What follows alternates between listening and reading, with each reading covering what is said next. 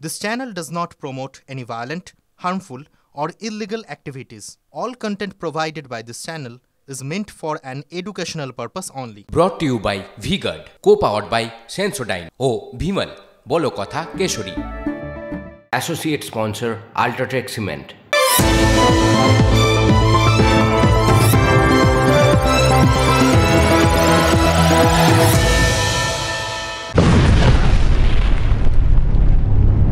আগত কেন্দ্র বাহিনীতে ভোট হয়েছে, কোন ইলেকশনটা হয়? 100 বার খেলা হবে, ঘরেও খেলা হবে, রাস্তায় খেলা হবে, প্রত্যেক বাড়ি বাড়ি খেলা হবে।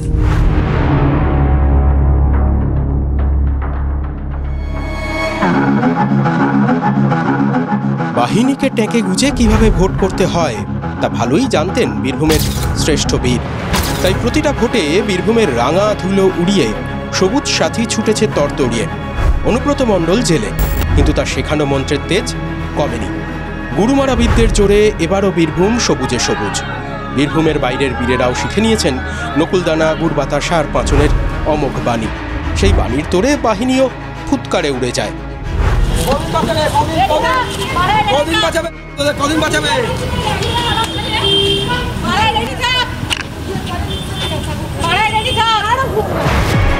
শেষ দফার ভোট শেষে যাদবপুরে সিপিআইএমকে যারা চিন মিউজিক শুনিয়েছিলেন তাঁরা বলেছিলেন, বাহিনী কি সারা বছর বাঁচাবে?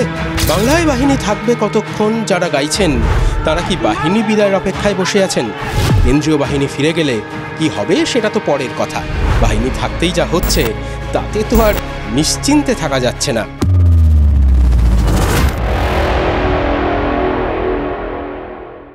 এটা নি, ওইটা ইনভার্টার এসি। আপনি তো গ্যাম্বলার, তাই না? গ্যামলার? জুয়া খেলেন না? তুমি জুয়া খেলো? না, যা খুশি বলে যাচ্ছে। এত দামি আর ডেলিকেট এসি কিনে স্টেবিলাইজার যদি না নেন, সেটা জুয়া নয় তো কি মজাই? শুধু একটা ফ্লাকচুয়েশন আপনার ইনভার্টার এসির পার্টস ড্যামেজ করতে পারে। তাকে V-Guard দিয়ে সুরক্ষিত রাখুন। V-Guard, India's #1 stabilizer. এগিয়ে বাংলা, এরকম সার্থকনামা স্লোগান কিন্তু খুব কম আছে, জানেন তো। সত্যিই তো এগিয়ে, সব কিছুতে বাংলা এগিয়ে। ভোটে হিংসা এগিয়ে, আবার হিংসারে রোখার প্রচেষ্টাতেও এগিয়ে। ভোট মেটার পরেও কিন্তু ভোটে হিংসা ঠেকাতে বাহিনীকে বাংলায় রাখতে হয়েছে। প্রতিদিকে নারায়ণ ভেবে অভ্যস্ত বাংলায় বাহিনীকে তোয়াজ করে রাখা হয়েছে। সব ঠিক আছে, কিন্তু কথা হচ্ছে যে বাহিনী তো আছে, বাহিনী না থাকবেও, কিন্তু বাহিনী থেকে লাভটা কি হচ্ছে? এই ভোটের পরেও তো কেন্দ্রীয় বাহিনীকে যে রেখে দেওয়া হলো তার উদ্দেশ্যটা কি? উদ্দেশ্য তো পরিষ্কার, ওই নির্বাচন পরবর্তী সন্ত্রাস রোখা। কিন্তু সেই কাজটা, মানে কাজের কাজটা, সেটা কি ওই কেন্দ্রীয় বাহিনী করতে পারছে?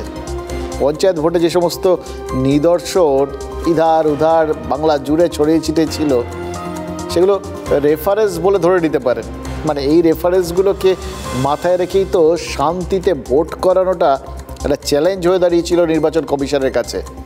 বাংলার সেই ভোট সংস্কৃতির কথাটাই তো সবার মুখে মুখে ঘুরেছে, মাথায় মাথায় ঘুরেছে। এই সংস্কৃতি নাকি অন্য সংস্কৃতি। গোটা দেশের থেকে এ ব্যাপারে বাংলা অত্যন্ত সংস্কৃতি মনস্ক, আপাদ মস্তক সংস্কৃতিতে, ভোট সংস্কৃতিতে মোড়া একটা জাত হয়ে দাঁড়িয়েছে বাঙালিরা। এবার ভোট বেটার পরেও তাই জন্য সেই সংস্কৃতির কথাটা মাথায় রেখেই কেন্দ্রীয় বাহিনীকে রাজ্যে রেখে দিয়েছে কমিশন। কিন্তু বাহিনী আছে কোথায়? আছে তো বটে, আছে স্কুলে। যে স্কুল আগামী সোমবার খোলার কথা, মানে গরমের ছুটি শেষ, ফলে ক্লাস শুরু হয়ে যাওয়ার কথা, যেরকম নিয়ম মেনে হওয়ার কথা আর কি হয়েও গেছে। কিন্তু যে সমস্ত স্কুলে কেন্দ্রীয় বাহিনী রয়েছে সেই সব স্কুলে কি হবে? সেই স্কুলগুলোতে এখন চৌকি, মানে পুলিশ চৌকি না, কেন্দ্রীয় বাহিনীর চৌকি বা ফাঁড়িও বলতে পারেন। ঢুকলে দেখবেন যেখানে ওই ইউনিফর্ম পরা ছেলে মেয়েদের ছুটে বেড়ানোর কথা, সেখানে হাফ প্যান্ট পরা কেন্দ্রীয় বাহিনীর জওয়ানরা ঘুরে বেড়াচ্ছে। এপাশে ওপাশে দড়ি টাঙানো, সেখান থেকে জামা কাপড় ঝুলছে। ইতস্তত ওই অস্ত্র হাতে কেন্দ্রীয় বাহিনীর জওয়ানরা রয়েছে। এই হচ্ছে এই মুহূর্তে স্কুলগুলোর অবস্থা, জানেন তো। যেগুলো স্কুলগুলো ওই বললাম সোমবার থেকে খোলার কথা, কেন্দ্রীয় বাহিনী রয়েছে এরকম স্কুলের যে শিক্ষক শিক্ষিকারা রয়েছেন না, তারা ভেবেই পাচ্ছেন না কিভাবে ছুটি শেষে স্কুলটা খুলবে। আমার ওই একটাই জিজ্ঞাসা যে বৃহত্তর উদ্দেশ্যে ক্ষুদ্রতর স্বার্থ বিসর্জনের শিক্ষাটা আমাদের আছে, বিশেষ করে আমাদের রাজনীতির সংস্কৃতির মধ্যেই গোটা ব্যাপারটা মিশে আছে। আমরা জানি, আমরা নিয়মিতভাবে দেখেছি রাজনীতিকে ওই বৃহত্তর স্বার্থটাকে মাথায় রেখে ক্ষুদ্রতর স্বার্থটাকে বিসর্জন দিতে। আর আমাদের রাজ্য যদি ধরুন, সেখানে তো শিক্ষা ব্যবস্থাটা সবসময় একটা ক্ষুদ্রতর স্বার্থ, বৃহত্তর বা মুখ্য জানি না কোনো সময় ছিল কি না, কিন্তু বর্তমানকালে যে নেই সে তো পরিষ্কার। ওই এরা যত বেশি পড়ে তত বেশি জানে, এটা তো ঠিক না। সুতরাং পাঠশালা বন্ধ, ওখানে কেন্দ্রীয় বাহিনী থাক। মানে শান্তির লক্ষ্যে যদি শিক্ষাটাকে ফাও হিসেবে ধরে নেওয়া হয়, তাহলে লোকে ভাববে বাহ, বৃহত্তর স্বার্থ দেখা হচ্ছে। কিন্তু ভবিষ্যৎ শিক্ষাকে এভাবে ফাও হিসেবে ধরে নিলে, ক্ষুদ্রতর স্বার্থ হিসেবে দেখলে, ভবিষ্যৎ আবার আমাদের উচিত শিক্ষা দেবে না তো। এপ্রিলের তীব্র তাপপ্রবাহে পড়ছিল বাংলা। পড়ুয়াদের রেহাই দিতে গরমের ছুটি এগিয়ে আনে শিক্ষা দপ্তর। 22 এপ্রিল থেকে ছুটি পড়ে যায়। মের প্রথম সপ্তাহে বৃষ্টির হাত ধরে গরম অনেকটা কমে যায়, কিন্তু স্কুলের দরজা খোলেনি। এখনও ছুটি চলছে, খুলবে সোমবার, পাক্কা 49 দিন পর। তারপরও সব স্কুল খুলবে কি তা নিয়ে কিন্তু সংশয় রয়েছে।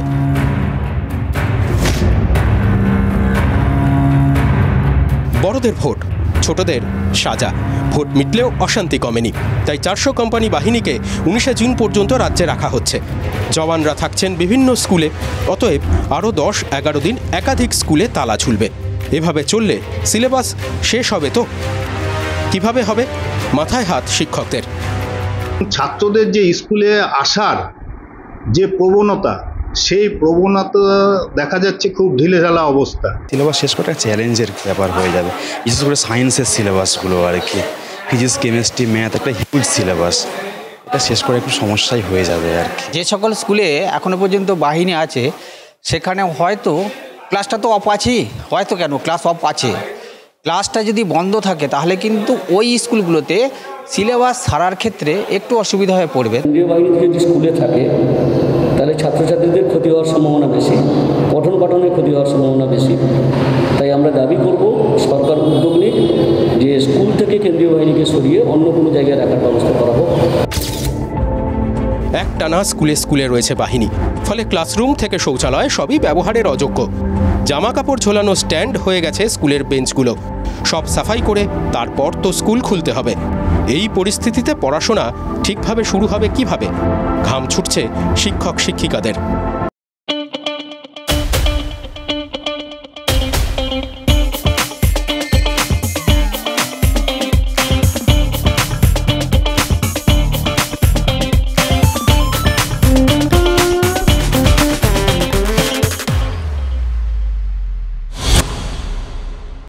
হায় হৃদয় খুঁড়ে বেদনা জাগাতে ভালোবাসে, সত্যি তাই। কে আর যেচে খারাপ থাকার কথাগুলো ভাবে বলুন? কিন্তু তবুও জানেন তো, কোনো কোনো দিন এরকম আসে, দু চারটে পুরনো কথা স্মরণ না করলে হয় না। এই যেমন আজ আমার মনে পড়ছে 2022-এর এক মধ্যরাতের কথা। 22-এর 11ই আগস্ট, সেদিন অনুব্রত মণ্ডলকে গ্রেফতার করেছিল সিবিআই। আর তারপর আসানসোলের জেল, রামপুরহাট থানা, এই সমস্ত জায়গা ঘুরে টুরে আলটিমেটলি ঢাকিকে দিল্লি পাঠিয়ে দিয়েছে আদালত। কিন্তু তারপরেও পঞ্চায়েত নির্বাচনে বাংলায় কিন্তু চরম চরম শব্দ শোনা গেছিল। সেই খারাপ অভিজ্ঞতাকে স্যাম্পেল ফাইল ধরেই তো এই লোকসভা ভোটটা প্ল্যান করেছিল কেন্দ্রীয় নির্বাচন কমিশন। পঞ্চায়েত ভোট সেটা নির্বাচনের যাবতীয় দায় দায়িত্ব, মোদ্দা কথা পরিচালনার ভারটা ছিল রাজ্য নির্বাচন কমিশনের। ফলে ভোটে শান্তি রক্ষার দায় ছিল রাজ্য পুলিশের, কেন্দ্রীয় বাহিনী ছিল না। আদালতের নির্দেশে ভিন রাজ্য থেকে কিছু বাহিনী এসছিল বটে, কিন্তু সেই বাহিনী পৌঁছতে পৌঁছতে ভোটের দিন বিকেল হয়ে গেছিল। আর তারপরেও তাদের খুব একটা পাঠানোর গরজ কেউ কোথাও দেখায়নি। কাজেই পঞ্চায়েত ভোটে ক্ষণিকের অতিথি হয়ে থাকা ছাড়া আর কিচ্ছু করার ছিল না ওই বাইরে থেকে আসা বাহিনী। পঞ্চায়েত ভোটের পরেও কিন্তু আমরা হিংসার ওই সিরিয়াল দেখেছি, লম্বা মেগা সিরিয়াল। তখনও তাদের খুব একটা কিছু কাজকর্ম ছিল না আর কি, কারণ তাদের পরিচালনার ভার সেটাও রাজ্যের হাতেই ছিল। ভুলে যাবেন না, এখন এই নির্বাচনটা যেদিন শেষ হয়ে গেছে তারপর থেকে এখানেও এই কেন্দ্রীয় বাহিনীর পরিচালনার ভারটা ফের সরকারই ফিরে পাচ্ছে। ফলে 2-2 4 করবেন না 2-2 5 করবেন, আপনাদের ব্যাপার। বুঝতে পারছেন কোনটা কোনটা যোগ করতে হবে, সেটা আপনারা পরিষ্কার বুঝতে পারছেন। তাই পঞ্চায়েত ভোটটা প্রহসনে পরিণত হলেও ওই তখন যেহেতু বাহিনীর কিছু করার ছিল না ধরে নেওয়া হয়েছিল, তাই বাহিনীর ঘাড়ে কেউ বন্দুক রাখেনি। কিন্তু এবার শুরুতেই তো শুনলেন, 7ম দফার ভোটের দিন আক্রান্ত সিপিআইএম কর্মীদের পাশে দাঁড়াতে গিয়ে কি শুনতে হয়েছিল সৃজন ভট্টাচার্যকে। যাদবপুরের সিপিআইএম প্রার্থীর কানের কাছে যারা চিৎকার করে বলছিলেন কেন্দ্রীয় বাহিনী চলে গেলে পাড়ায় দেখে নেবেন, তারা তো সুযোগ সন্ধানী। ওই গাছের ডালে মাছরাঙার মতো বসে আছেন, বাচ্চিলের মতো। সুযোগ পেলেই ছো মেরে মাছরাঙা যেরকম জলের বাইরে মাছকে বার করে নিয়ে চলে আসে, অথবা উপর থেকে ছো মেরে চিল হাতের থেকে খাবার তুলে নিয়ে যেতে পারে, এরকম মাছরাঙা চিল যে শুধু যাদবপুরে আছে তা তো নয়। ভোট গণনার পর থেকে ইঞ্চিতে ইঞ্চিতে বুঝে নেওয়ার কাজটা গোটা রাজ্য জুড়েই কিন্তু চলছে।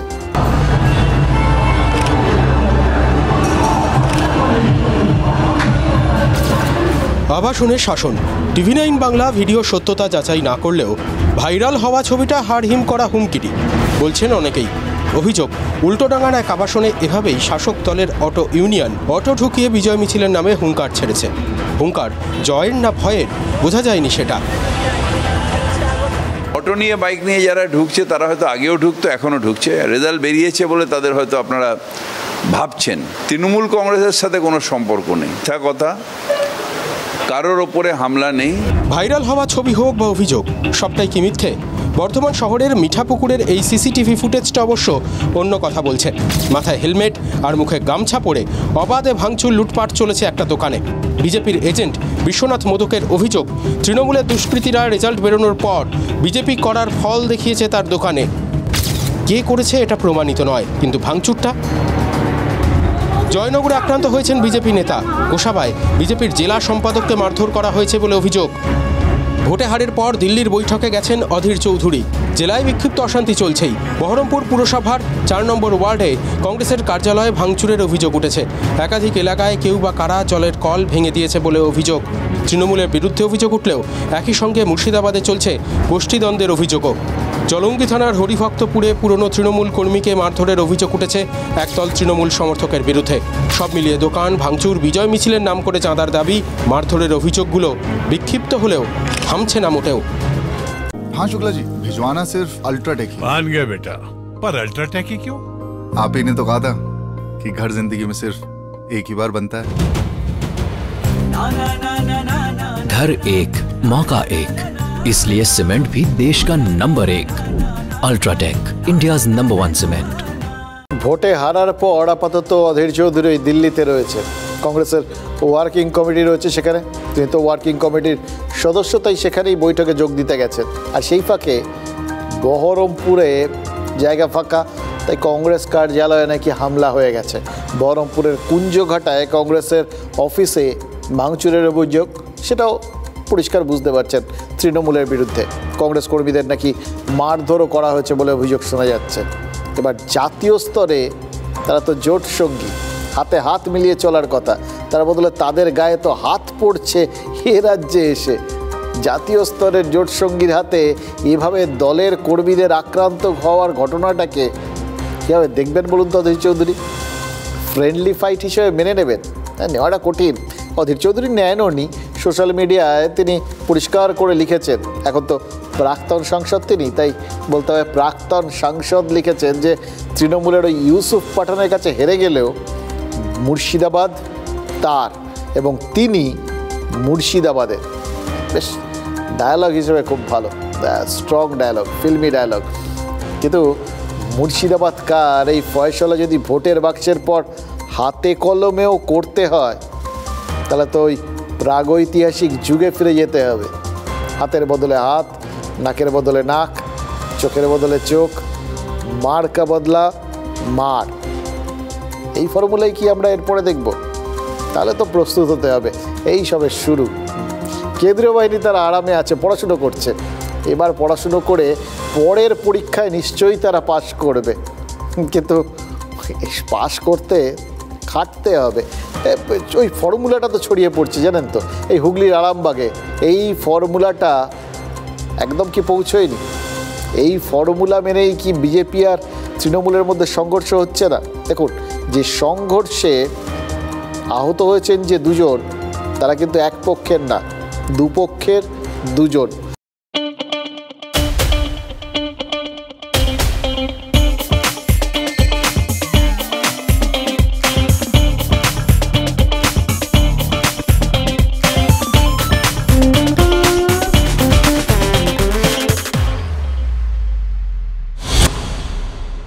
ভোট পরবর্তী হিংসার এই সমস্ত নমুনা দেখে দুটো জিনিস বুঝতে পারছি।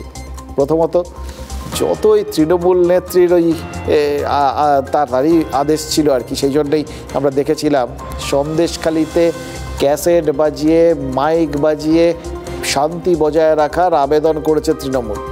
কিন্তু তৃণমূল নেত্রীর আদেশে শান্তি বজায় রাখার ক্যাসেট তৃণমূল যতই বাজাক, তৃণমূল কর্মীরা কিন্তু ভেতরে ভেতরে মনে হচ্ছে ওই বীরভূমের বাদ্যকরের মতো চরাম চরাম ঢাক বাজানোর মেজাজ আছে। আর দুই, ভোটের আগে যে কেন্দ্রীয় বাহিনীর ওপর বিজেপি সহ বিরোধীদের এত বল ভরসা ছিল আর তৃণমূলের এত রাগ ছিল, সেই বাহিনী এই বাংলার জল হাওয়ায় অনেকদিন হয়ে গেল তো, অনেকদিন ধরে এখানে রয়েছে, সেই মার্চের 1 তারিখ থেকে আসা শুরু, ফলে এখানকার জল হাওয়ায় অভ্যস্ত হয়ে গেছে জানেন তো। এবং যেটা পরিষ্কার হয়ে গেছে যে এখানে থাকতে গেলে এখানকার জল হাওয়া যা শেখায়, শক্তের ভক্ত হয়ে যেতে হবে, তাই হয়তো হয়ে গেছে। নাহলে যে বাহিনী ভোটের দিন বিনা প্ররোচনায় একা একা একা দাঁড়িয়ে আছে দেখেও, হাতে হাতে বুম আর এই হাতে আইডেন্টিটি কার্ড, সাংবাদিকের আইডেন্টি কার্ড, এই অবস্থায় দেখেও TV9 বাংলার সাংবাদিকের ওপর রেড়ে করে ঝাঁপিয়ে পড়তে পারে, এত তৎপরতা, মাথার হেলমেট খুলে মারতে পারে, এত তাদের সক্রিয়তা, সবাই মিলে মেরে তেরে মেরে ডান্ডা করে দিই ঠান্ডা বলে ঝাঁপিয়ে পড়তে পারে। তারা ভোট পরবর্তী হিংসা থামাতে পারে না, এটা তো বিশ্বাস করা কঠিন। আরও একটা কারণ হতে পারে জানেন তো, জাস্ট কথাটা মনে হলো বলে আপনাদের সাথে শেয়ার করে নিচ্ছি। আচ্ছা, বিষয়টা এমন নয় তো যে বারবার কারণে অকারণে বারবার, বা এই ছোটো বড় যে ভোটই হোক না কেন, এই যে কেন্দ্রীয় বাহিনী বারবার নিয়ে আসা হচ্ছে, মানে একই ওষুধ বারবার প্রয়োগ করা হচ্ছে, তাতে কি ওষুধটা আর কাজই করছে না? এটা কিন্তু মনে হচ্ছে জানেন তো, এটা বলে সব সময় সারপ্রাইজ এলিমেন্ট যদি না থাকে তাহলে তো সেই জিনিসটা কাজই করে না। ওই দেখবেন খেলাধুলোতেও বলে মাঝে মধ্যে, ওই বড় খেলায় আগে ওই দলগুলো, ফুটবল খেলাতেও হয়, ক্রিকেটেও ক্ষেত্রেও হয়, তারা নিজেদের জায়গা টায়গা একদম আঁটোসাঁটো করে রেখে দেয়, কাউকে দেখতে দেয় না তারা কি প্র্যাকটিস করছে, কারণ দেখে ফেললে তাহলে তো আবার প্রতিপক্ষ বুঝে যাবে কি করে তাকে থামাতে হবে আর কি করে তাকে গোল দিতে হবে। আর এখানে তো বারবার কারণে অকারণে বাহিনীকে তাদের প্রতিপক্ষরা, মানে আমাদের রাজনৈতিক কর্তা ব্যক্তিরা যারা রাস্তাঘাটে কী সব করেন ঠরেন আর কি, কখনো ওই নকুলদানা, কখনো ওই গুড় বাতাসা, কখনো চড়াম চড়াম ঢাক বাজানো, এই কাণ্ড কারখানাগুলো যারা করেন ঠরেন আর কি, তারা কি দেখতে দেখতে অভ্যস্ত হয়ে গেছেন, বারবার এসে গেছে বলে তারা কি বুঝে গেছেন যে এই কেন্দ্রীয় বাহিনীকে বশ করার মন্ত্রটা ঠিক কী? এটা কি এ রাজ্যের রাজনৈতিক দলগুলো ধরে ফেলেছে, আবিষ্কার করে ফেলেছে, বিশেষ করে শাসক দল? আর সেই জন্যই কি কেন্দ্রীয় বাহিনীকে এরকম সংখ্যায় আসার পরেও কীরকম নির্জীব লাগছে? এগুলো পার্সোনাল রাগ মেটাচ্ছে। পুলিশকে বলবো অ্যাকশন নেওয়ার জন্য। তৃণমূল কংগ্রেস কোনোদিন কোনো অরাজকতায় বিশ্বাস করে না। আমরা কোনো অরাজকতা, কাউকে মারা, কাউকে হ্যাকেল করা, কাউকে গালাগালি দেওয়া সব মধ্যে থাকি না। এগুলো কেউ পার্সোনাল গ্রাজ করে দেয়। আবার আছে না অনেক কিছু লোক হঠাৎ করে তৃণমূল জিতেছে, হঠাৎ তৃণমূল হয়ে আপনার উপর গ্রাজ আছে, আপনার গালাগালি দিয়ে শুরু। এগুলো আমরা সমর্থন করি না। এগুলো আইন যাদের হচ্ছে তারা কমপ্লেন করুন, পুলিশ তার যথাযথ ব্যবস্থা। গোটা রাজ্য জুড়ে এই ধরনের ঘটনা ঘটেছে। আমরা আমাদের কর্মীদেরকে একত্রিত হয়ে থাকতে বলেছি এবং লড়াই করার কথা বলেছি। দল পাশে আছে, কর্মীদের সাথে আছে। কর্মীদের যে ধরনের সাহায্য লাগবে, লিগ্যাল সাপোর্ট থেকে শুরু করে সমস্ত ধরনের সাপোর্ট দল দেবে।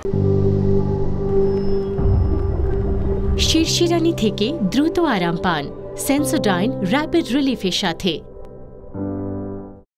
ফিরহাদ হাকিমের কথা শুনে না আর কে লক্ষণের কথাটা মনে পড়ে গেল। আর কে লক্ষণ বিখ্যাত কার্টুনিস্ট। প্রণাম করলাম কেন জানেন? কারণ তিনি যে জিনিসটা করেছিলেন সেটা সত্যিই তো আমাদের আদর্শ। তার কার্টুনের বিখ্যাত চরিত্র হচ্ছে দ্য কমন ম্যান, সাধারণ মানুষ। যে সাধারণ মানুষের কথা আমরা বলি, আমি আপনি যে সাধারণ মানুষ, এবং নিজেই নিজেকে ওই সাধারণ মানুষকে কার্টুনের ক্যারেক্টার করে নিয়েছিলেন আর কে লক্ষণ। এবং তিনি বলেছিলেন যে সাধারণ মানুষের চোখ দিয়ে গোটা পৃথিবীটাকে দেখলে বোঝা যায় সাধারণ মানুষ অ্যাকচুয়ালি কার্টুন ছাড়া কিছু না।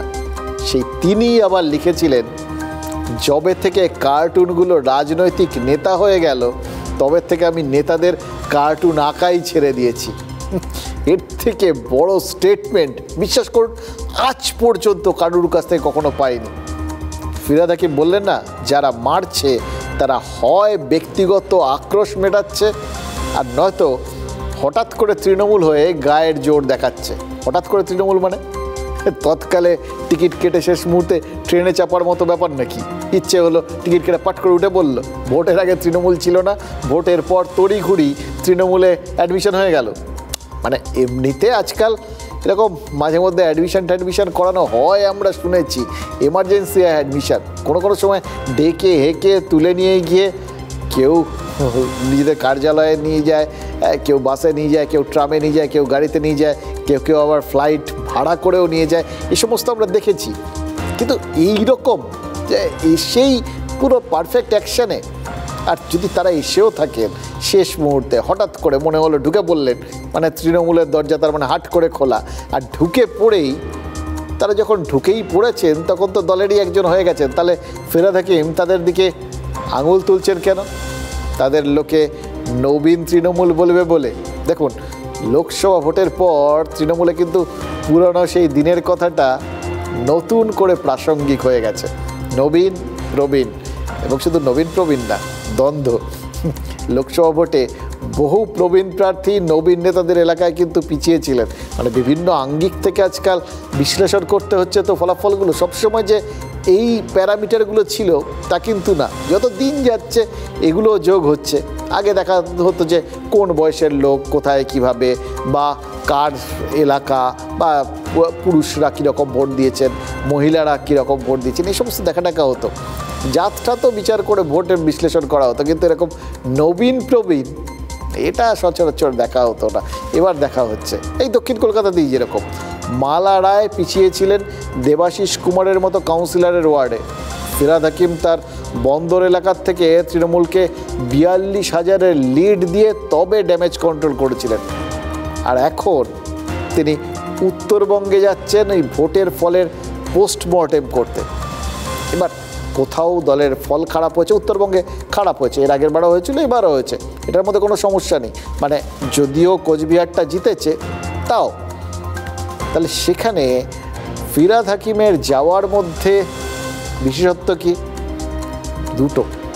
প্রথমত ওই বললাম কলকাতা পুরসভার, কলকাতা দক্ষিণের মধ্যে যে ওয়ার্ডগুলো পড়ে তার বেশিরভাগ জায়গায় এবং গুরুত্বপূর্ণ নেতাদের জায়গায় মালা রায় তিনি পিছিয়ে পড়ার পরেও নিজের জায়গায় কিন্তু এক চুল ইধার উধার হতে দেননি ফিরহাদ হাকিম, লিড দিয়ে দিয়েছেন, এবং সেই লিডের ভিত্তিতেই তো জিতে গেছেন অনায়াসে মালা রায়। তাছাড়াও তার উপরে কিন্তু দায়িত্ব ছিল মুর্শিদাবাদে, এবার সেখানেও তো তিনি সফল।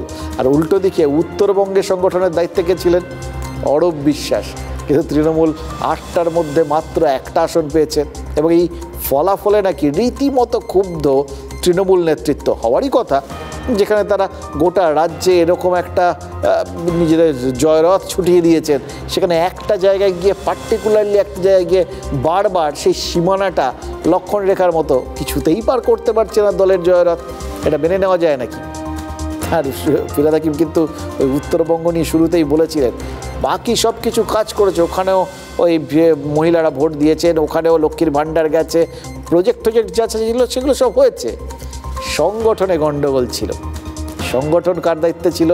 অরূপ বিশ্বাসের। বললাম এইগুলো বিভিন্ন রকম সংখ্যা, তো এগুলো ঘটনাচক্র আমাদের সামনে সব এরকম সংখ্যাগুলো 2-এর মতো দেখতে লাগে, তাই 2 আর 2 এরকম পেলেই আমরা যোগ করে 4 করার চেষ্টা করি। সেই জন্যই এই ফিরহাদ হাকিম যে উত্তরবঙ্গ সফরে যাচ্ছেন, যথারীতি নতুন জল্পনা তৈরি হয়ে গেছে। মুর্শিদাবাদের নতুন করে যে তিনি 3টে আসন মমতা বন্দ্যোপাধ্যায়ের ঝুলিতে পুড়ে দিয়েছিলেন, তারপরে কি উত্তরবঙ্গের দায়িত্ব ফিরহাদ হাকিম পেতে চলেছেন? বায়োডাটা স্ট্রং হয়ে গেছে। কোথাও তিনি সাম্প্রতিককালে বারবার হয়তো মনে হচ্ছিল যে এই নবীন প্রবীণ এই সমস্ত লড়াইয়ে তিনি একটু সাইড পড়ে যাচ্ছেন কিনা, সেখান থেকে কি তিনি আবার উত্থান একদম তীব্র গতিতে? দেখুন, জল্পনা সত্যি হলে তো আবার নতুন করে দাড়িপাল্লা নিয়ে বসতে হবে। তৃণমূলে নবীন নাকি প্রবীণ, কার দিকে দাড়িপাল্লা বেশি ঝুঁকে তার হিসেব শুরু করতে হবে। বিশেষ করে আজ যখন তৃণমূল নেত্রী একটা গুরুত্বপূর্ণ বৈঠক করলেন যে তার বাড়িতে সবাইকে নিয়ে, নতুন সাংসদ সবাইকে নিয়ে নিজেদের ভবিষ্যৎ সম্পর্কে কর্মপদ্ধতি ঠিক করার জন্য, এই রকম গুরুত্বপূর্ণ বৈঠকের পর তো কিছু কথা বলতেই হয় যেগুলো এই মুহূর্তে না বললেই না।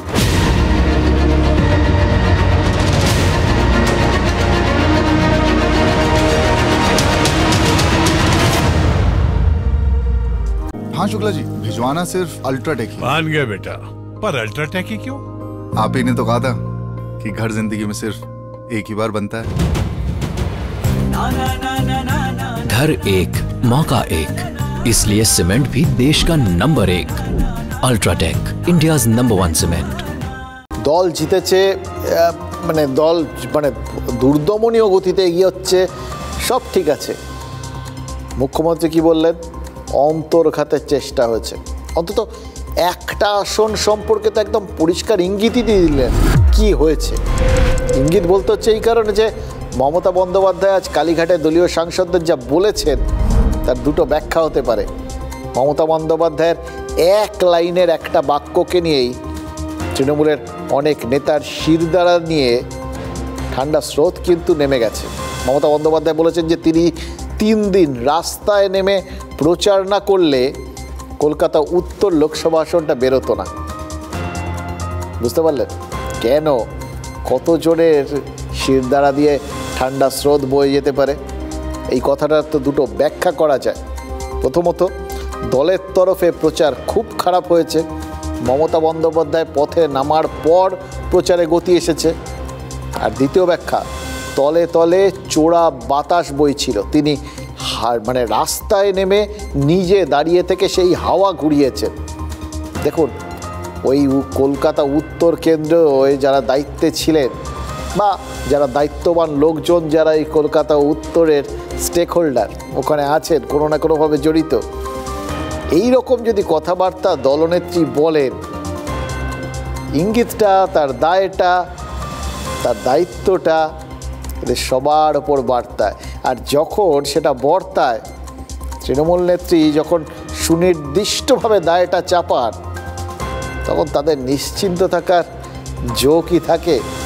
তৃণমূল নেত্রী বৈঠকে আর কোনো আসনের কথা বলেননি, কিন্তু দমদম আর শ্রীরামপুর এই দুটো আসন নিয়েও জল্পনা ছিল।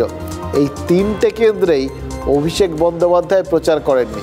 সৌগত রায়ের সমর্থনে মমতা বন্দ্যোপাধ্যায় 2টো রোড শো করেছেন। কল্যাণ বন্দ্যোপাধ্যায় নিজেরটা নিজেই বুঝে নিয়েছেন।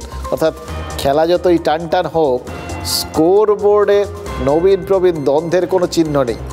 মমতা বন্দ্যোপাধ্যায় স্পষ্ট বার্তা দিয়ে দিয়েছেন, রাজ্যেও তার সরকার, সংসদেও তারই সংসদীয় দল। সংসদীয় দলের চেয়ারপারসন থাকছেন তিনি, আর লোকসভায় নেতা সেই সুদীপ বন্দ্যোপাধ্যায়। অর্থাৎ তিনি এখন অভিষেক বন্দ্যোপাধ্যায়েরও নেতা থাকছেন। অন্তত লোকসভার এই সাংসদ দল ধরলে। এমনিতে তিনি সর্বভারতীয় সাধারণ সম্পাদক, কিন্তু এক্ষেত্রে না। দেখুন, ডেপুটি লিডার কাকলি ঘোষ দস্তিদার, মুখ্য সচেতক কল্যাণ বন্দ্যোপাধ্যায়, সকলেই কিন্তু 2009 থেকে টানা সাংসদ। প্রত্যেকেই মমতা বন্দ্যোপাধ্যায়ের ব্যক্তিগত পছন্দের মানুষ হিসেবেই পরিচিত। মমতা বন্দ্যোপাধ্যায় আরও একটা বার্তা দিয়েছেন, বিধানসভার নিরিখে ভোট এবং আসন বাড়ার যে দাবি বিজেপির তরফে করা হচ্ছে তা ঠিক নয়। অর্থাৎ একসঙ্গে দলের যে সাধারণ সমর্থক বা সদস্যরা রয়েছেন এবং সেই সঙ্গে নেতারাও, তাদের দুটো বার্তা দিলেন। কোথাও গিয়ে কোনো দু নৌকো ভেবে নিজেদের ফোকাস নষ্ট করা চলবে না, প্রতিপক্ষর দাবিগুলো মাথায় রেখেও বিন্দুমাত্র চাপে পড়া চলবে না। 2024-এর ইলেকশনে 192টা সিটে আমরা এগিয়ে আসি, যেটা আমরা ছিলাম 19-এ 161টা 64টা না, আমার কাছে আছে 161টা। আমি রেকর্ড ছাড়া বলবো না।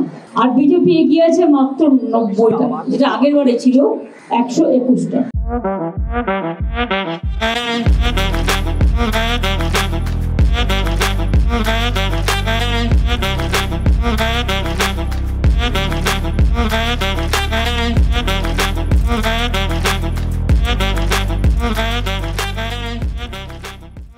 মমতা বন্দ্যোপাধ্যায় কাণ্ডারি তো, এবং তাই জন্য কাণ্ডারিকে সবসময় পাড় দেখতে হয়।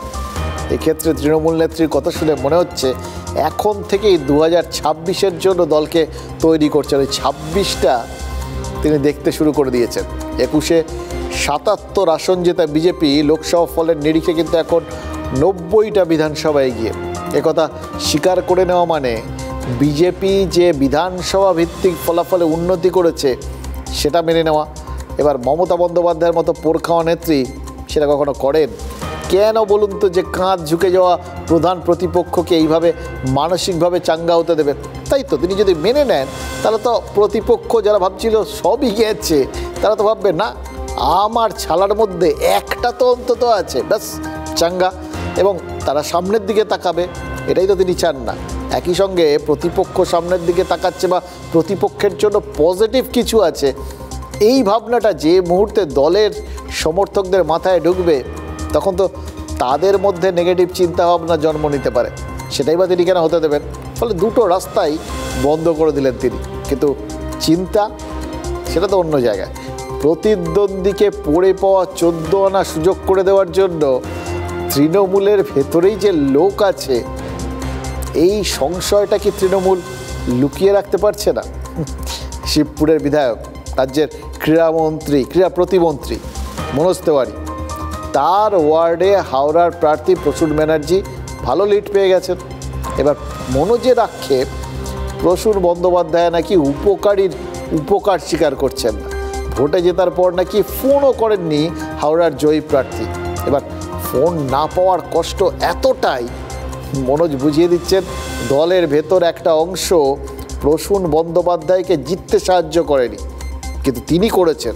কিন্তু প্রসূন বন্দ্যোপাধ্যায় এতই অকৃতজ্ঞ যে তারপরেও তাকে একটা ফোন শুদ্ধ করলেন না, একটু কৃতজ্ঞতা জানালেন না। তিনি জাস্ট একটু কৃতজ্ঞতার কাঙাল ছিলেন নাকি? একই সঙ্গে তিনি এটাও বুঝিয়ে দেওয়ার চেষ্টা করেছেন এই জন্যেই বাকিরা তাকে জিততে সাহায্য করেননি। হয়তো তার মনে হচ্ছে এখন যে কেন যে তিনি করলেন। একই কথা তো বলছেন বালুরঘাটের প্রার্থী বিপ্লব মিত্র। রাজ্যের উত্তর থেকে দক্ষিণ খেয়াল করে দেখুন, সব জায়গাতেই একই সিনড্রোমে ভুগছে তৃণমূল। এবার অন্তর্ঘাতের সিনড্রোমটা ভয়ানক, কিন্তু এটার স্থান কাল পাত্র বিশেষে যখন তখন ডালপালা মেলে দিতে পারে। আর যত ডালপালা মেলবে ততই তো জমির ভেতর ওই যেরকম নারকল গাছের শিকড় ঢুকে ভিত নড়িয়ে দেয় না, প্রায় সেরকম ব্যাপার হয়ে যায়। এ যাত্রা পার পেলেও তাই আগামীর জন্য চিন্তাটা মনে হচ্ছে রয়েই যাচ্ছে, তাই না? 8 তারিখ হতে চলেছে প্রসূনদা, আমি এত দুঃখ পেয়েছি, মন খারাপ হয়েছে। আপনি ফোন বন্ধ রেখেছেন, আপনার পক্ষ থেকে কেউ আমায় ফোন করে বলেনি বা আমাদের কর্মীদেরকে কেউ ফোন করে বলা হয়নি কি ধন্যবাদ। যারা বিরোধিতা করেছে, সাবোটাজ করেছে, আজকে আপনি ওনাদের সঙ্গে গলা মিলিয়ে ছবি তোলাচ্ছেন, ফুলমালা পরছেন, এটা কিন্তু ঠিক হয়নি।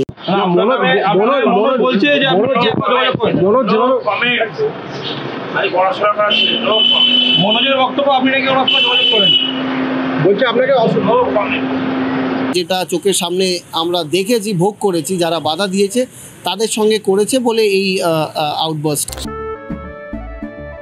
কেশরী আবেশে মন যোগী হলো রে, আনন্দে নেচে মন মাতোয়ারা হলো রে, কেশরী আবেশে মন যোগী হলো রে। প্রতি মুহূর্তে কেশরী উৎসব উদযাপন করুন। বিমল, বলো ভাষা কেশরী।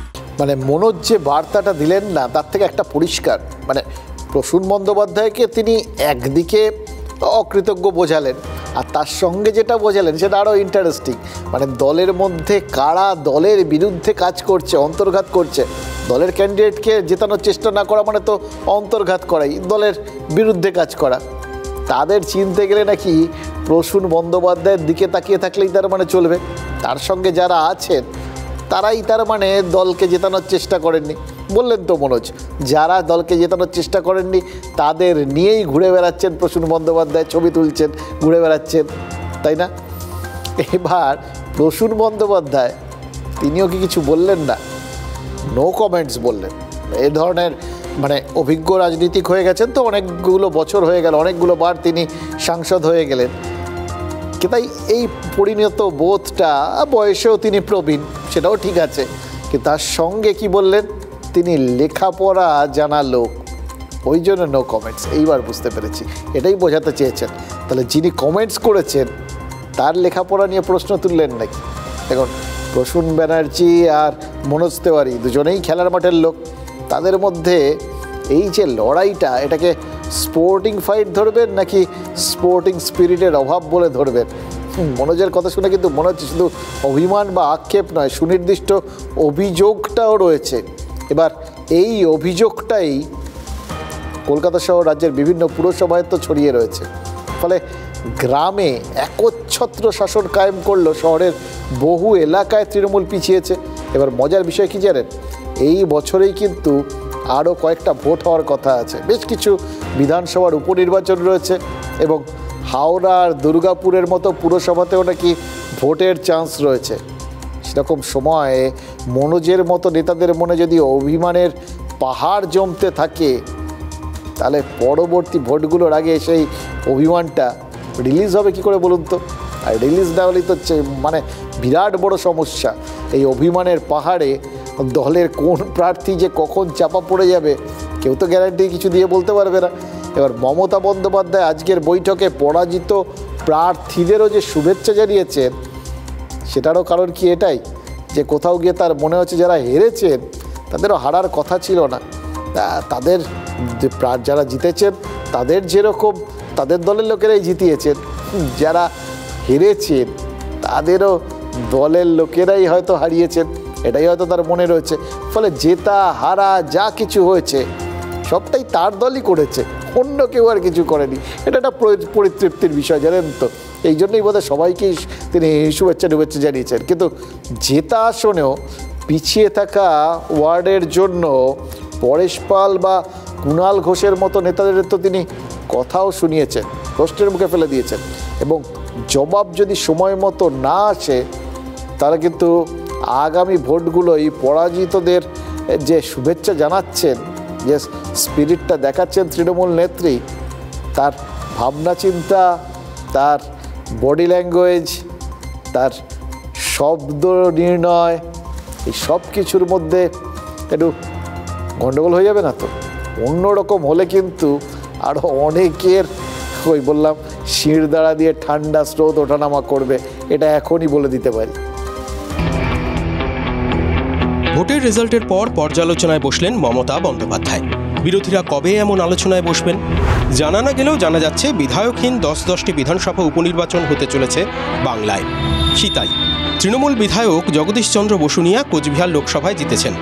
মাদারিহাট বিজেপি বিধায়ক মনোজ টিগ্গা আলিপুরদুয়ার লোকসভা আসনে জিতেছেন। রায়গঞ্জ কৃষ্ণ কল্যাণী গত 27শে মার্চ বিজেপি থেকে তৃণমূলে যোগ দিয়ে পদত্যাগ করেন।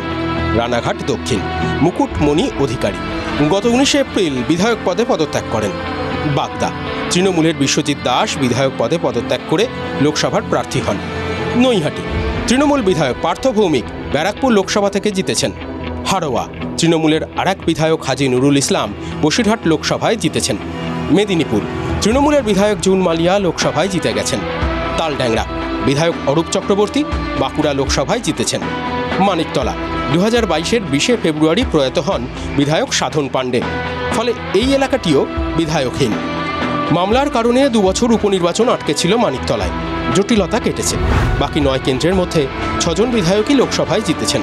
3 বিধায়ক কৃষ্ণ কল্যাণী, মুকুটমণি অধিকারী এবং বিশ্বজিৎ দাস হারলেও বিধানসভায় পদত্যাগ করে ফেলেছেন 3 জনই। সূত্র বলছে আগামী 3 মাসের মধ্যেই রাজ্যের 10টি বিধানসভায় উপনির্বাচনের সম্ভাবনা রয়েছে। শুধু 10টা বিধানসভা উপনির্বাচনই নয়, চলতি বছরেই সম্ভাবনা রয়েছে 2 পুর ভোটেরও। দেশের 107টি লোকাল বডি ইলেকশনের সঙ্গে সঙ্গে বাংলার দুর্গাপুর ও হাওড়ায় পুর ভোটের সম্ভাবনা রয়েছে।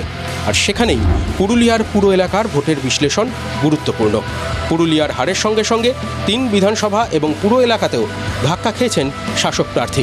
পুরুলিয়া পুরসভার 23টি ওয়ার্ডের মধ্যে 20টি ওয়ার্ড দখল করে বোর্ড গঠন করেছিল তৃণমূল।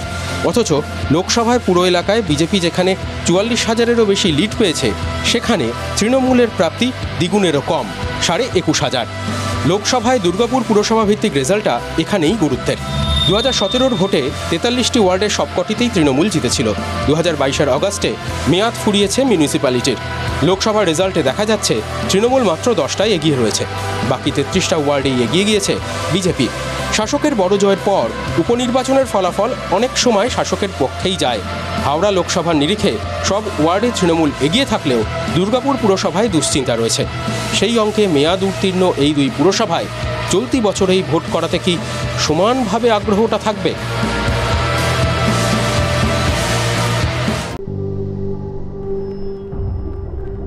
শিরশিরানি থেকে দ্রুত আরাম পান সেন্সোডাইন র্যাপিড রিলিফের সাথে। দেখুন, রাজনীতিতে না টাইম পাল্টাতে বেশি টাইম লাগে না। এবার মমতা বন্দ্যোপাধ্যায় এই আশাবাদী যে এগিয়ে পিছিয়ে থাকার হিসেবটা আগামী কয়েক মাস পর আর থাকবে না। রাজ্য আর দেশ দুক্ষেত্রে এই হিসেবটা পাল্টে যাবে বলেই মনে করছেন তৃণমূল নেত্রী। ইদানিং আমরা বিভিন্ন নেতা নেত্রীকে নিয়মিত ভবিষ্যৎবাণী করতে দেখেছি, এটা তার লেটেস্ট এডিশন। এই যেরকম এনডিএ নিয়ে মমতা বন্দ্যোপাধ্যায় ভবিষ্যৎবাণী করে ফেললেন, একই সঙ্গে ইন্ডিয়া জোট নিয়েও ভবিষ্যৎবাণী করেছেন। একসঙ্গে এক ঢিল না, 2 ঢিলে 2 পাখি।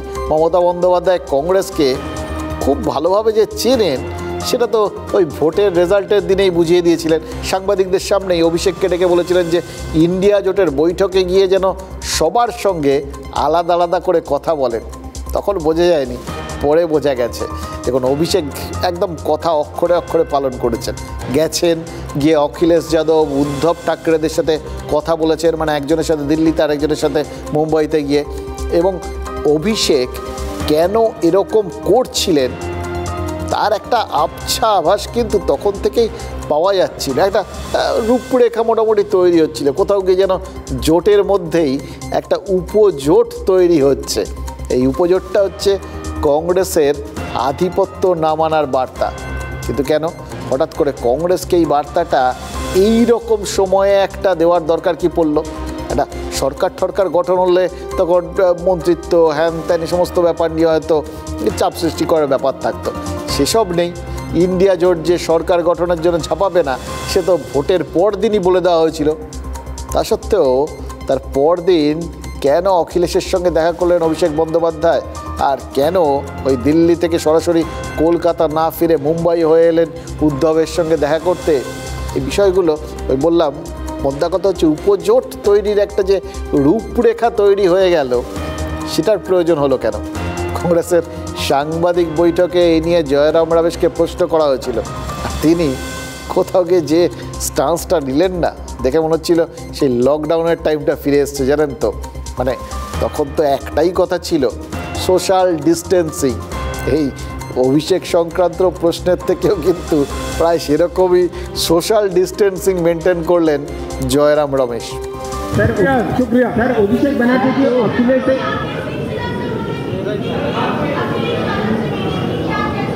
हाँ शुक्ला जी, भिजवाना सिर्फ अल्ट्राटेक ही। मान गया बेटा, पर अल्ट्राटेक ही क्यों? आप ही ने तो कहा था कि घर जिंदगी में सिर्फ एक ही बार बनता है। घर एक मौका एक, इसलिए सीमेंट भी देश का number 1। UltraTech, India's number 1 cement. শুনতেই পেলেন না, জয়রামরা বেশ বলতেই পারতেন যে অভিষেক কার কার সঙ্গে দেখা করেছেন, কেন করেছেন, তার জবাবটা তিনি কেন দিতে যাবেন। এই বিষয়টা লঘু করেও দেখাতে পারতেন, অথবা রাজনীতিকের মতো মানে একদম প্রাজ্ঞ এবং ঝানু রাজনীতিকের মতো বিষয়টাকে হ্যান্ডেল করতেও পারতেন রাজনৈতিকভাবে। কিন্তু তিনি প্রশ্নটা ওই বললাম যেন শুনতেই পাননি এরকম একটা ভান করলেন। এটা কখন করে? যখন ভেতরে ভেতরে একটা অস্বস্তি কাজ করে। আর এটা তো সত্যি, কেন অভিষেক আঞ্চলিক নেতাদের সাথে আলাদা করে বৈঠক করলেন সেটার কারণ যদি কিছু থেকে থাকে, মানে একটা উপজোট তৈরির যে একটা বার্তা দিয়ে রাখার চেষ্টা থাকে, সেটা যে অকারণে নয়।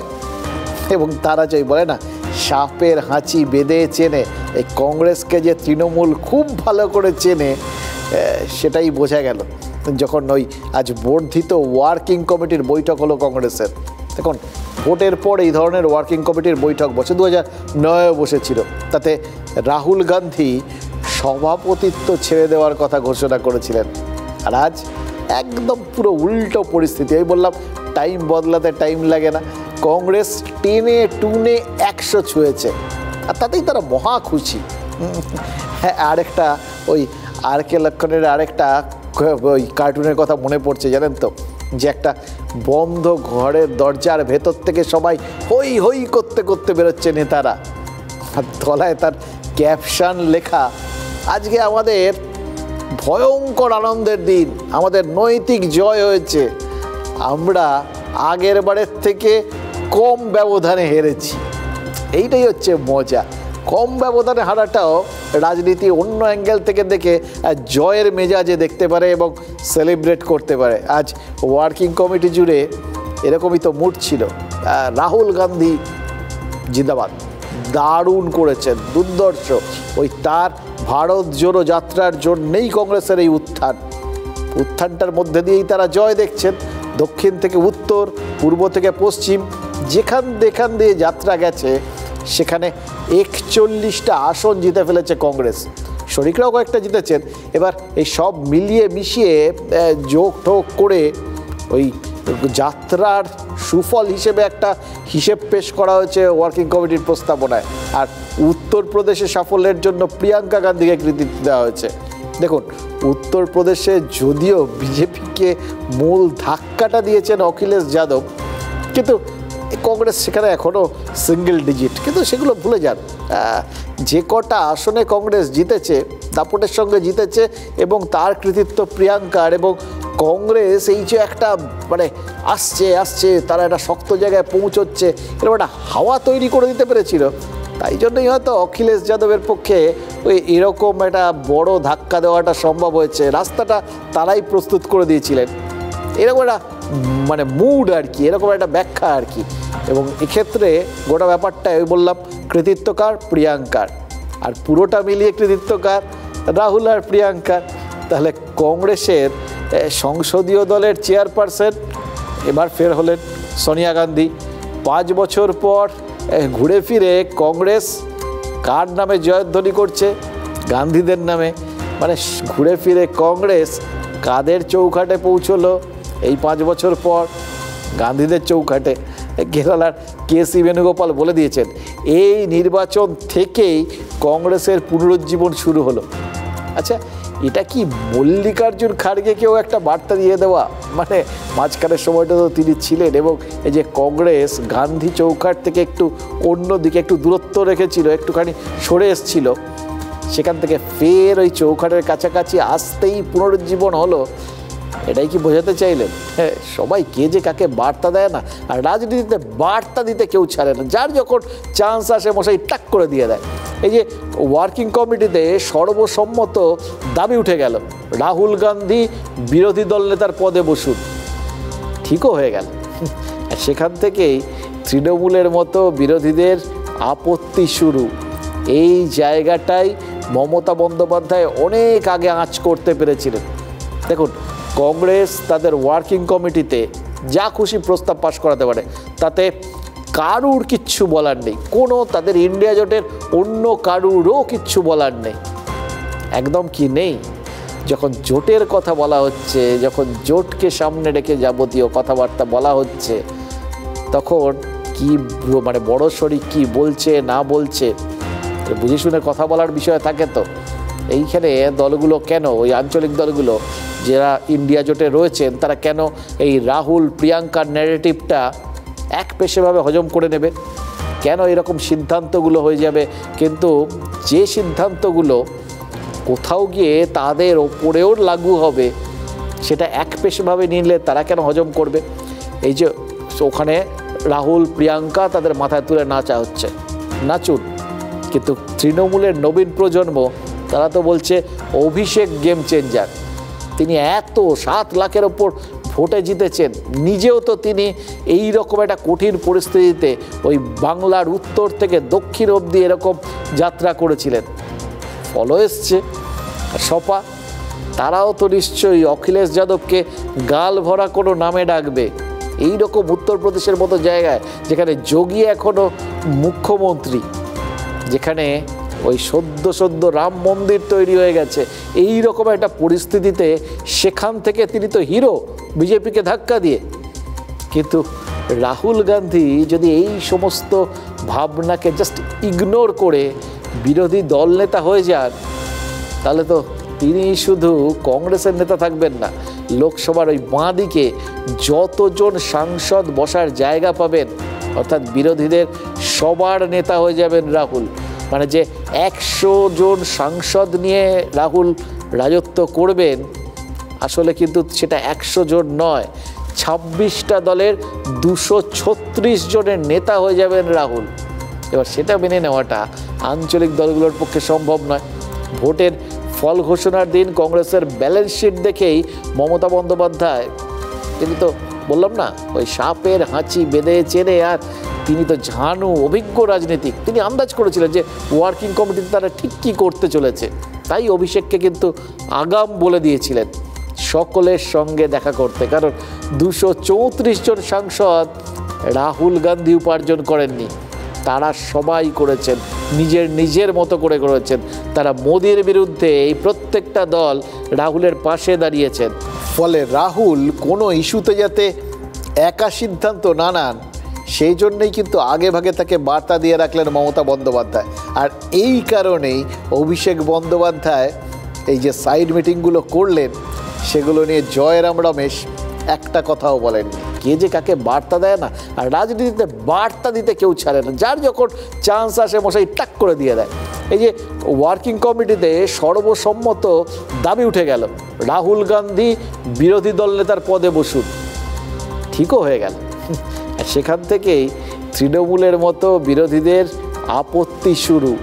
CWC unanimously requested Sri Rahul Gandhi ji to take the leader of the opposition position in Lok Sabha. In the current scenario of Indian politics, for a better and strong, vigilant opposition, those who want to protect Constitution also, should be safe under the leadership of Rahul Gandhi ji as a leader of opposition.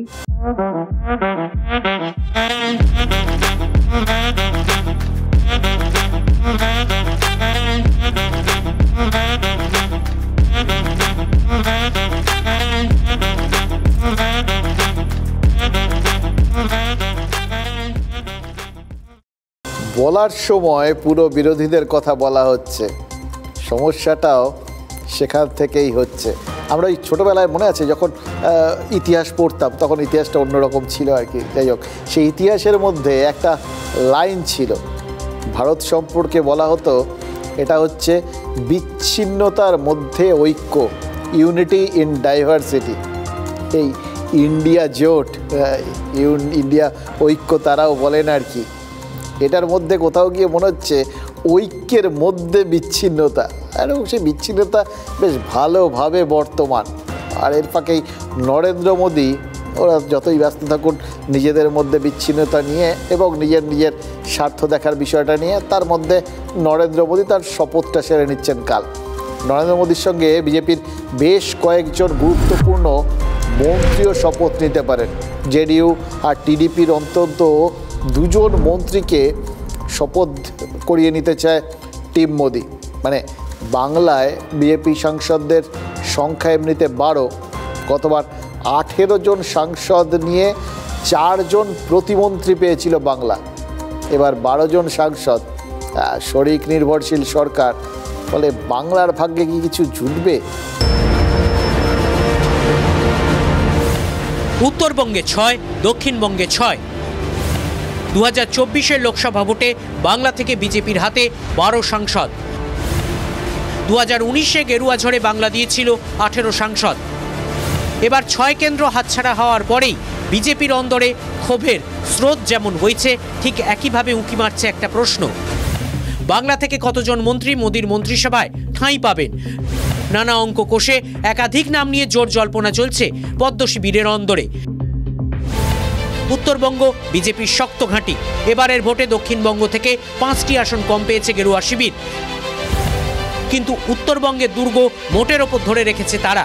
হারিয়েছে শুধুমাত্র নিশীথ প্রামাণিকের কোচবিহার আসনটি। উত্তরবঙ্গ থেকে তাদের ঝুলিতে এবার 6টি আসন। সেই সাংসদদের মধ্যে কি কেউ মন্ত্রিত্ব পাবেন? আলিপুরদুয়ারে জয়ী মনোজ টিগ্গার নাম নিয়ে জল্পনা চলছে। এবার আলিপুরদুয়ারে জন বার্লাকে টিকিট দেয়নি বিজেপি, তারপরেও আসনটি ধরে রেখেছেন টিগ্গা। চা বলয়ের আদিবাসী নেতা হিসেবেও গ্রহণযোগ্যতা রয়েছে টিগ্গার। জলপাইগুড়ির জয়ী বিজেপি প্রার্থী জয়ন্ত কুমার রায়কে নিয়েও কানাঘুষো চলছে। জলপাইগুড়ি থেকে দুবারের বিজেপি সাংসদ জয়ন্ত কুমার রায়। পেশায় চিকিৎসক জয়ন্ত রায়ের ভাবমূর্তি স্বচ্ছ। আরএসএস এর সঙ্গে ঘনিষ্ঠ সম্পর্ক রয়েছে বলেও খবর। দক্ষিণবঙ্গের যে কজন সাংসদকে নিয়ে জল্পনা চলছে তার মধ্যে অবশ্যই রয়েছেন শান্তনু ঠাকুর। বাংলায় আসন কমলেও মতুয়াদের সমর্থন হারায়নি বিজেপি। তার জেরেই বনগাঁ কেন্দ্রে ফের জয় শান্তনু ঠাকুরের। গতবারের মোদীর মন্ত্রিসভায় জায়গা পেয়েছিলেন শান্তনু। মতুয়া অধ্যুষিত রানাঘাট লোকসভাও এবার বিজেপির দখলে। এরপর মতুয়া সমাজের কাউকে মন্ত্রী না করলে ভুল বার্তা যাওয়ার সম্ভাবনা। তাই শান্তনু ঠাকুর ও জগন্নাথ সরকারের নাম নিয়ে জল্পনা চলছে। মন্ত্রিত্বের জল্পনায় আর একজনের নাম না বললেই নয়, তিনি তমলুকের জয়ী প্রার্থী অভিজিৎ গঙ্গোপাধ্যায়। প্রথম থেকেই বঙ্গ বিজেপির ভিআইপি প্রার্থী ছিলেন অভিজিৎ গঙ্গোপাধ্যায়। মোদীর মন্ত্রিসভায় কি জায়গা পাবেন প্রাক্তন বিচারপতি? তৃণমূলের হাতে থাকা তমলুক দখলের পর গাঙ্গুলিকে নিয়ে তাই জোর জল্পনা। এর মধ্যেই কেন্দ্রীয় মন্ত্রিসভায় জায়গা পাওয়া নিয়ে নেতৃত্বকে চাপ দিয়ে রেখেছেন বিষ্ণুপুরের দুবারের বিজেপি সাংসদ সৌমিত্র খাঁ। সবাই একটা ভরসা করেছে, এবার তৃতীয়বার সাংসদ আমরা করে পাঠাচ্ছি, মন্ত্রীদের জন্য পাঠিয়েছি, নইলে আর দ্বিতীয়বার হয়তো আমাকে ভোটেই দেবেন। আমাদের ওখানে একটা বিধায়ক হয়তো জিতবে না। মানুষের মধ্যে পুরো প্রত্যাশা আছে যে সৌমিত্র খাঁ আগের বারে পাইনি, কেন্দ্রীয় নেতৃত্বের কাছে আমি আশা করেছি। আর আমি অযোগ্য নাকি এই বিষয়ে আমার কিছু বলা। সৌমিত্রর মন্ত্রিত্ব দাবি নিয়ে সুকান্ত মুখ খুলতে নারাজ, তবে তাঁকে নিয়েও কিন্তু জল্পনা চলছে। রাজ্যে দলের ফল খারাপ হলেও হাড্ডাহাড্ডি লড়াই করে বালুরঘাট আসনটি ধরে রেখেছেন সুকান্ত মজুমদার। ফলে এবার নরেন্দ্র মোদীর মন্ত্রিসভায় তাঁর ঠাঁই পাওয়া নিয়ে জল্পনা বাড়ছে। যদিও সুকান্ত মজুমদারকে কেন্দ্রে পাঠালে রাজ্যে বিজেপি সভাপতি বদল হতে পারে। ভোট বিপর্যয়ের পর বঙ্গ বিজেপিতে ক্ষোভ বিক্ষোভ বাড়ছে। এই অবস্থায় রাজ্যের শীর্ষ নেতৃত্বকে বদল করার ঝুঁকি কি দিল্লি নেবে, সেই প্রশ্ন উঠছে। শিরশিরানি থেকে দ্রুত আরাম পান সেন্সোডাইন র্যাপিড রিলিফের সাথে। ওই যে বললাম, রাজনীতিতে পুরোটাই টাইমের খেল, আর টাইম বদলাতে টাইম লাগে না। খেয়াল করে দেখুন, গতবার 19-এ 18 জন সাংসদ নিয়ে 3 জন প্রতিমন্ত্রী পেয়ে নিশ্চিন্ত থাকতে হয়েছিল, মুখ বুজে থাকতে হয়েছিল রাজ্য বিজেপিকে। মানে যদি আপনি আলাদা করে দেখেন আর কি, ঠিক তখন তাদের নিশ্চয়ই মনে পড়ে যাবে এবার যে তাদের মতো আসন পেয়েও তেলেগু দেশম পার্টি আর জেডিইউ নীতিশ কুমার দুজনেই কীরকম দর কষাকষি করছেন ওই টপ 4-এর জায়গাগুলো বা স্পিকার পদ নিয়ে।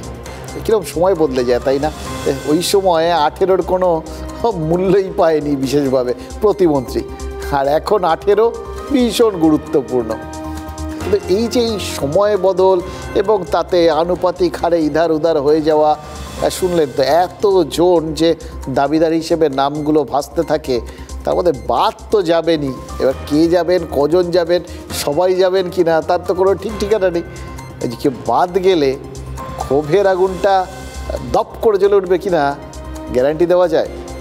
ক্ষোভের আমি, ক্ষোভের তুমি, ক্ষোভ দিয়ে যাচ্ছে না, এটা বলা যেতে পারে। জানেন তো, দিলীপ ঘোষকে দেখুন, না যাবার সোশ্যাল মিডিয়ায় পোস্ট করেছেন ওল্ড ইজ গোল্ড। এবার দুভাবে দেখতে পারেন, ওল্ড ইজ গোল্ডের মধ্যে ওল্ডটা তার পুরনো কেন্দ্রের কথা বলতে পারেন, হয়তো সেখান থেকে সোনা ফলাবেন এক্সপেক্ট করেছিলেন। তিনি অবশ্য সোনা ফলানোর এক্সপার্ট, ওই গরু দুধ ঠুদের মধ্যেও সমস্ত ব্যাপার দেখেছিলেন। যাই হোক, আর আরেকটা দিকে তার বয়স, সেইটা দেখে বা তিনি পুরনো সভাপতি, সেটা দিয়েও বার্তা দিতে পারেন ওল্ড গোল্ড। এবার তার আক্ষেপটা কিন্তু অন্যায় নয়। এই রাজ্যে বিজেপিকে যে তিনি দাঁড় করিয়েছেন এটা তো পরিসংখ্যান বলছে, যাই বলুন না কেন। সেই বিজেপি আজকে যারা 12 জন সাংসদ পাঠিয়েছে দিল্লিতে কাল মোদির সঙ্গে যারা শপথ দেখবেন, সেইটা কি ছিল আর তার সময় কোথার থেকে কোথায় পৌঁছেছে, সে 77ই বলুন বা 18 বলুন, সবই তো তার সময়। যাই হোক, আর দিলীপ তিনি স্বরূপনগরের গুণরাজপুরে এই সময় যখন তার এই 12 জন বসে বসে শপথ দেখছেন, তিনি পুকুরে ছিপ ফেলছেন। খুব ইন্টারেস্টিং, ঠিক কী গাঁথতে চাইছেন তিনিই জানেন। যাকে ক্রিকেট খেলতে, গলফ খেলতে, তীর ছুঁড়তে দেখেছে বাঙালি, তার হাতে যখন ছিপ, সেই ছিপের বড়শিতে টোপ বা কিছু গাঁথার টার্গেট, কোনোটাকেই কি অবজ্ঞা করা যাবে?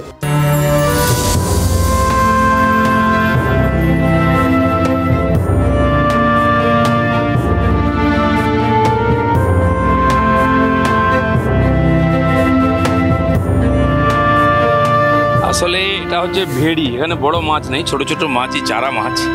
তারা খাচ্ছে না, 2-1টা ধরেছি 100 গ্রাম এরকম, কিন্তু চিংড়ি মাছ ধরা পড়লে এটা আনন্দের কথা।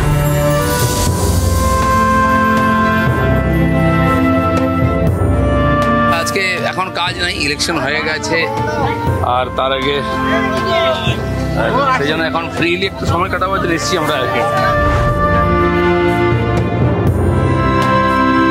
আপনি বলেছিলেন যে দলীয় কর্মীদের মাঝে সময় কাটাবেন, আবার যাওয়া শুরু করবেন, সেই যাওয়াটা কি শুরু হলো? শুরু হয়ে গেছে, এখানে এসেছি শুধু কর্মী নয়, গ্রামের লোকেরা এসছেন সব দেখা করতে, তো আনন্দ হচ্ছে সবার সঙ্গে দেখা করে। এখানকার তাল কাটা হচ্ছে, গাছ থেকে তালের শাঁস খাওয়া হবে, ডাব খাওয়া হবে।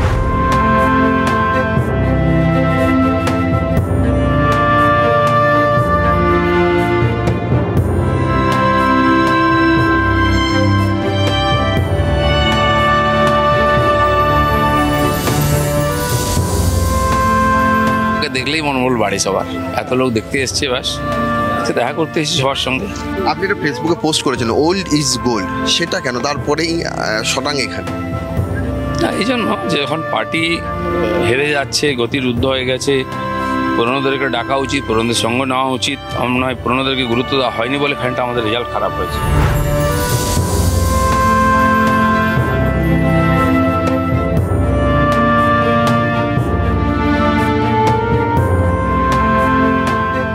हाँ शुक्ला जी, भिजवाना सिर्फ अल्ट्राटेक ही। मान गया बेटा, पर अल्ट्राटेक ही क्यों?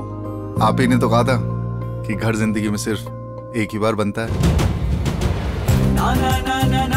घर एक मौका एक, इसलिए सीमेंट भी देश का number 1। UltraTech, India's number 1 cement. ছিপ ফেললেন, মাছ ওঠার কথা বললেন, চিংড়ি মাছ, আনইউজুয়াল না? যাই হোক, এরকম আনইউজুয়াল কিছু একটা ধরার চেষ্টাই হয়তো করছেন দিলীপ ঘোষ। তবে যে কটা মাছ ধরলেন, মাছ খেলেন, দেখে ওই কয়েক বছর আগের একটা বিজ্ঞাপনের কথা মনে পড়ে গেল। কোনো এক শান্তিদাকে তার স্ত্রী বলছেন, তোমার মাছ তুমিই বাছো, তুমিই রাধো। দিলীপ ঘোষ কি ঠিক করে নিয়েছেন আর অন্যের ওপর নির্ভর করবেন না, নিজেই ছিপ ফেলবেন, নিজেই মাছ ধরবেন আর খাবেন। পুকুরে ছিপ ফেলে সফল সেটা বোঝা যাচ্ছে, প্লেটটা দেখুন বুঝতে পারবেন। কিন্তু বাংলার পদ্ম পুকুরে তার বড়শি কোথায় গিয়ে গাঁথবে বলুন তো?